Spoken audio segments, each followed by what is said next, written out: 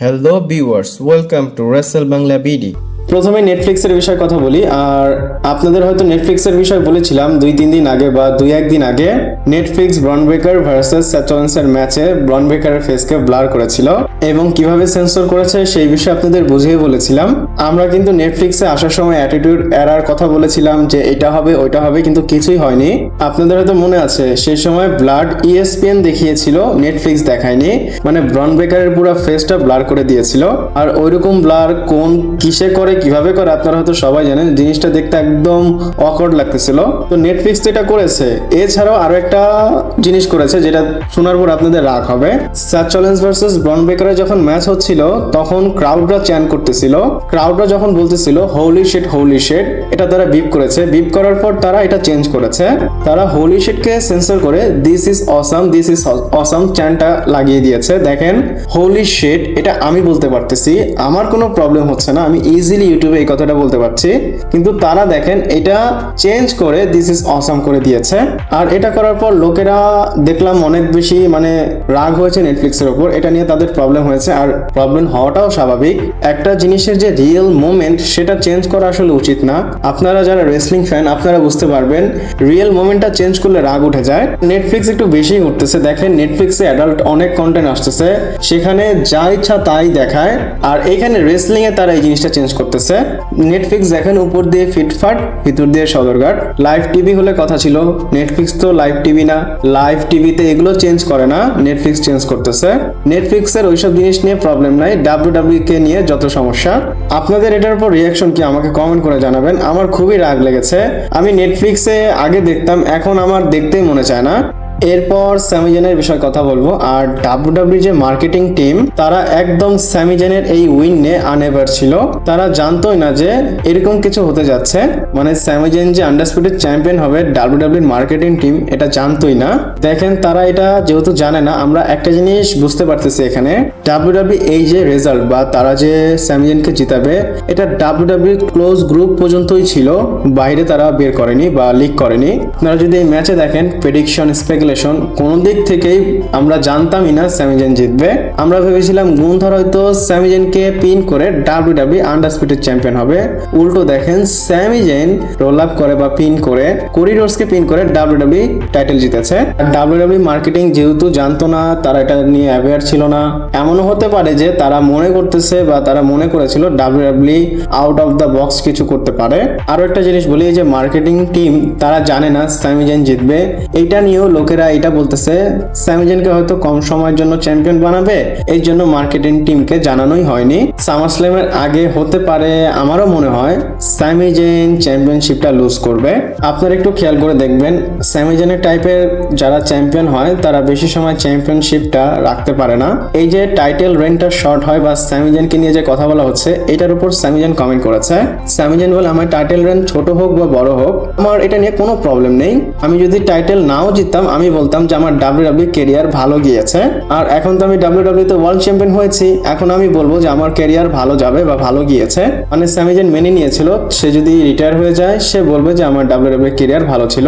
আর এখন যেহেতু টাইটেল জিতেছে ওয়ার্ল্ড টাইটেল, এটা আরো ভালো হয়েছে। স্যামি জেনের স্ট্যাটাসটা দেখে আমার মনে হচ্ছে না যে মানুষের যতটা প্রবলেম হচ্ছে স্যামি জেনের ততটা প্রবলেম হচ্ছে।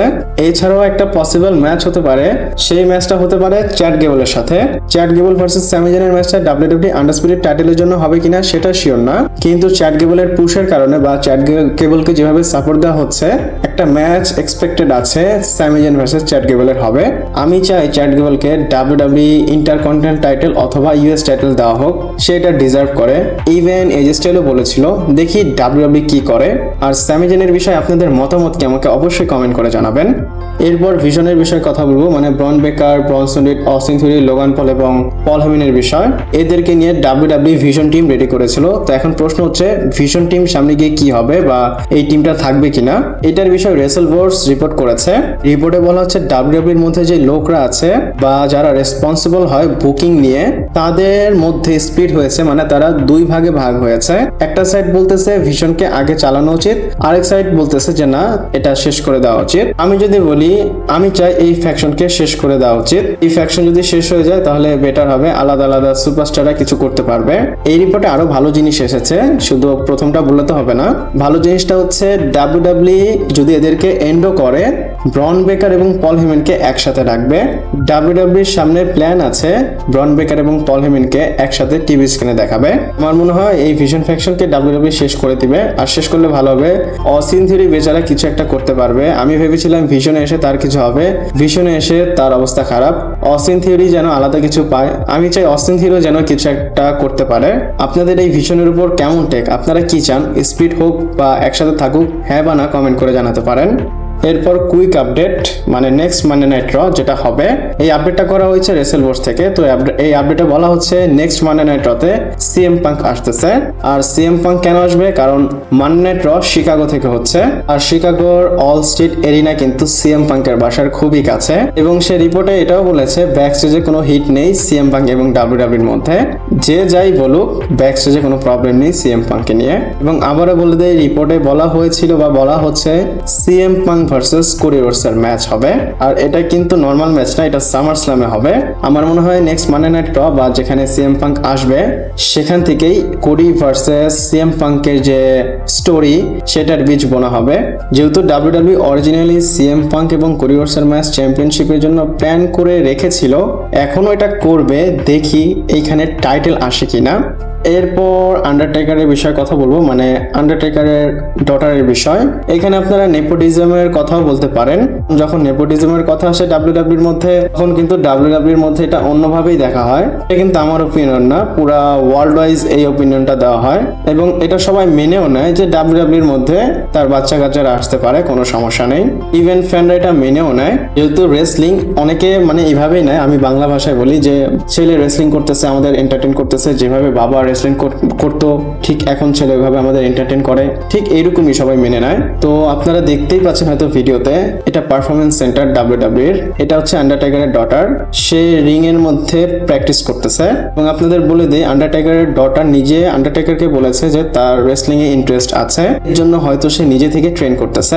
ডাব্লিউডাব্লিউ এর মধ্যে আন্ডারটেকারের যে কোটাটা আছে সেটা তার মেয়েই নিবে, দেখি সামনে গিয়ে কি হয়। আপনাদের মতামতকে আমাকে অবশ্যই কমেন্ট করে জানাবেন। এরপর বলবো আপনারা হয়তো নাইট অফ চ্যাম্পিয়নে এইবার দেখেছেন ডাব্লিউডাব্লিউ 6টা ম্যাচ ফিচার করেছে।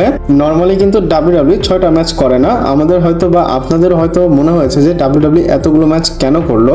নর্মালি ডাব্লিউডাব্লিউ 4টা ম্যাচ করে, সর্বোচ্চ 5টা ম্যাচ। এইবার কেন 6টা করলো? ডাব্লিউডাব্লিউ কেন এইবার তাদের নাইট অফ চ্যাম্পিয়নে 6টা ম্যাচ কারে রেখেছে, এটার পেছনে রিজন জানা গিয়েছে। রিজনটা হচ্ছে ইএসপিএন নিজে ডাব্লিউডাব্লিউ কে রিকোয়েস্ট করেছে, রিকোয়েস্ট বলবো না, আপডেটে বলা হয়েছে অ্যাপ্রোচ করেছে ডাব্লিউডাব্লিউ কে বলেছে যে আমাদের 6টা ম্যাচ লাগবে। এক কথায় আপডেটে বলা হয়েছে আমাদের 6টা ম্যাচের শো লাগবে। ইএসপিএন তো একটা প্ল্যাটফর্ম, তাদের যে কটা ম্যাচ লাগবে তাদের শোতে এটা তো ডাব্লিউডাব্লিউ দিতে হবে, যেহেতু ডিল সাইন করেছে। তো এর কারণেই ডাব্লিউডাব্লিউ 6টা ম্যাচ করেছে। পিএল এর মধ্যে 6টা ম্যাচ 7টা ম্যাচ করা ঠিক আছে, 4-5টা ভালো লাগে না। আপনাদের পিএল তে কয়টা ম্যাচ ভালো লাগে আমাকে অবশ্যই কমেন্ট করে জানাবেন। ভিডিওটা এই পর্যন্তই ছিল, ভালো লাগলে লাইক, কমেন্ট, শেয়ার, সাবস্ক্রাইব করে পাশে থাকবেন। পরবর্তী ভিডিওতে আবার দেখা হচ্ছে।